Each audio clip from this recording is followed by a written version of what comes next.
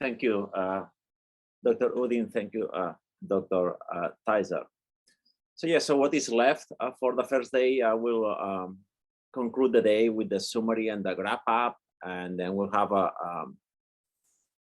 short poll about your experience today in today's workshop, and then we'll have a couple of announcements. So I have summarized the content of the presentations and also the discussions in 4 fundamental ideas today. The first idea is that the data and research serve as a drivers of PtD. And I would summarize with the insight of a corporate manager of a large construction company that years ago told me, well, we don't know, we cannot improve, right? So a few ideas here.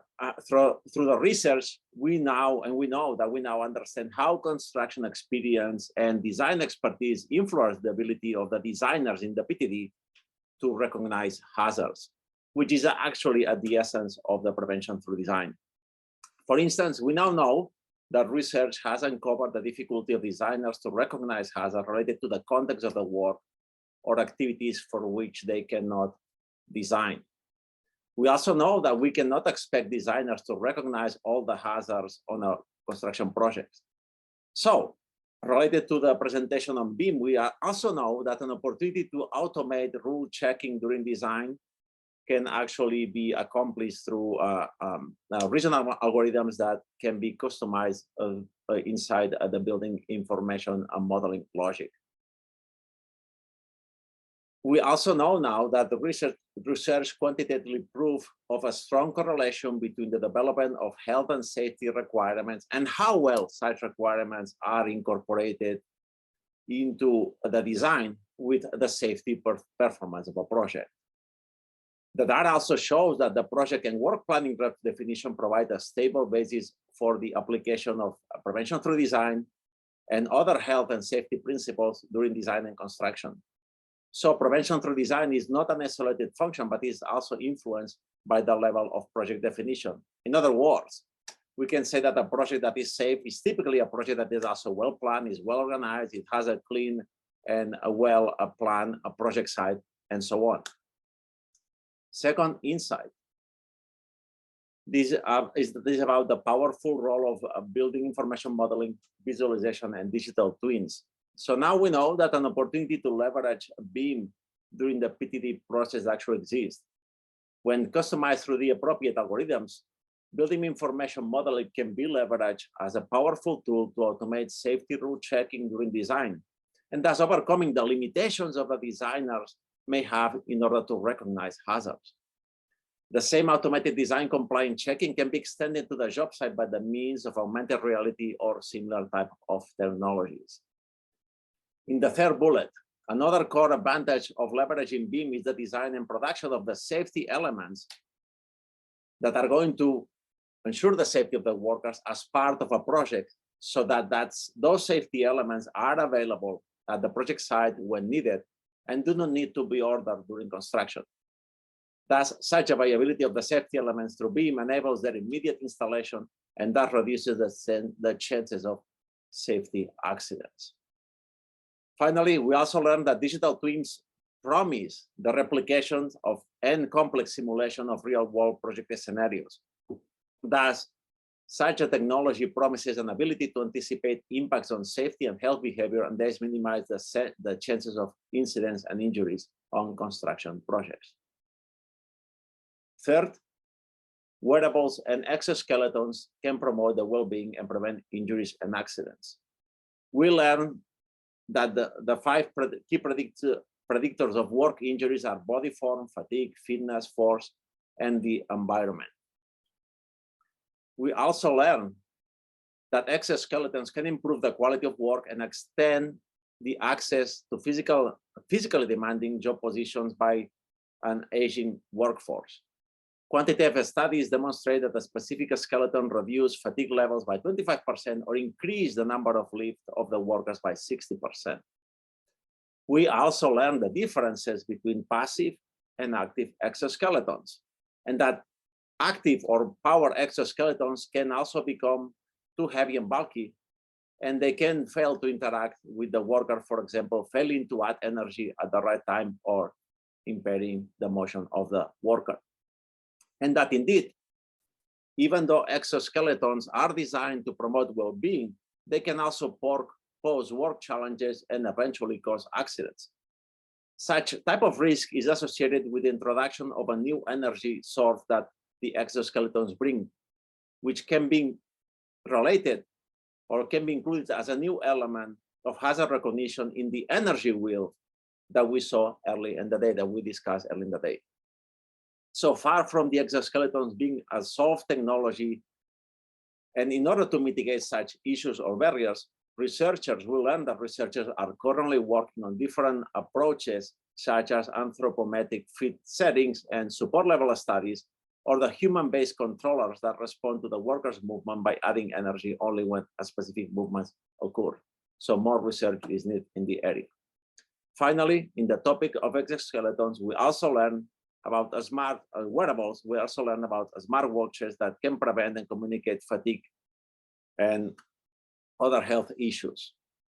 So we have also learned that in reality, these wearables add another novel function that has the ability to collect and communicate health and eventually save data, and thus close the loop on health and safety performance with the worker, which is actually the final insight. This closed loop of information on worker safety, health, and even productivity performances.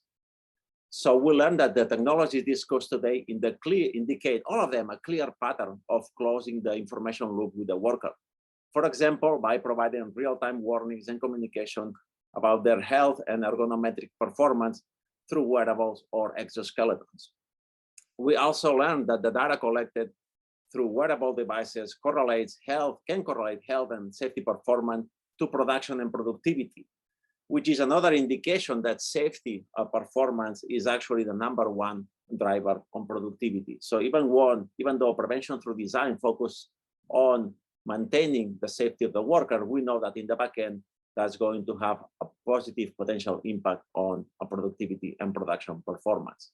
And finally, at another layer of closing the loop, we know now that there is an opportunity for closing this loop of safety, health, and productivity data of the workers with the designers and managers. So an opportunity exists to feed design and planning with information, fine-grained information from detailed health, safety, and productivity records. For example, by incorporating the minimization of back and shoulder injuries as part of the design process, or by promoting productivity through the work conditions that show an evidence to increase the ability to deliver work by the workers. So these are the insights of the day. It has been a fascinating day with excellent presentations. And now we want to hear about the attendees, we want to hear about each one of you.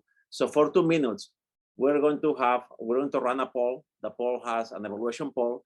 This poll has 8 questions. So let's move with that poll, Daniel, and let's run the poll, and we'll wait a couple of minutes until we get the answers.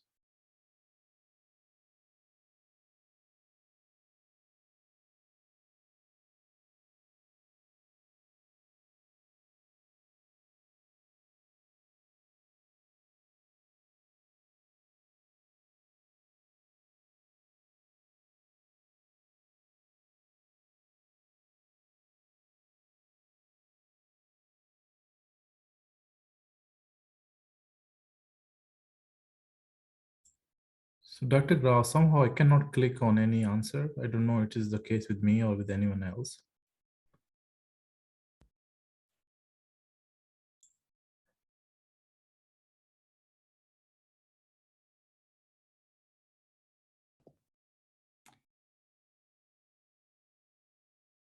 I'm a panelist and I cannot vote. It says on the bottom right, but I'm not sure about you, if I may answer your question.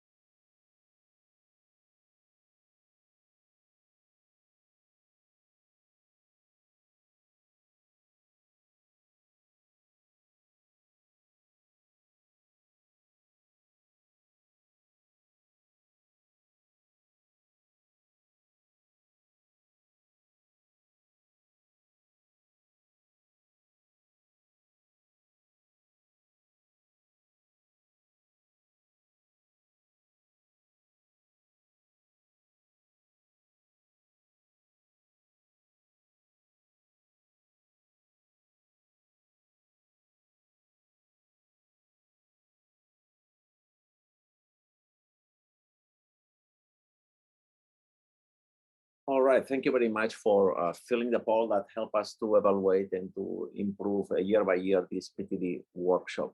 So a final thank you. A thank you to all the attendees and to everyone that has registered for the workshop. So not only today's live attendees, but those that will be also attending or watching the videos and the discussions that will be available on BFairs until June 24th. Also, a big thank you to our keynote speakers, to our moderators, and to our panelists as well. And finally, a big thank you to NIOSH for funding this series of PtD workshop, and to all of our sponsors for their support to the PtD initiative. So thanks to all. All right, so that's what we have left. Now we have a 10 minutes networking break, a little bit less than 10 minutes, actually 8 minutes. And at noon, we're going to start 3 concurrent meet and greet sessions, each one dedicated to the corresponding session today. So please make sure to join the room that you want to choose, and remember that attendees can actually move from one Zoom meeting room to another Zoom meeting room during the meet and greet. So the moderators and most of the panelists or the speakers are going to be available, and attendees can mute themselves to actually interact directly with each one of the interact directly with the moderators and with the speakers. All right, so that's all for in terms of the presentations today, but please make sure to be back in a few minutes for the meet and greet. Thank you very much.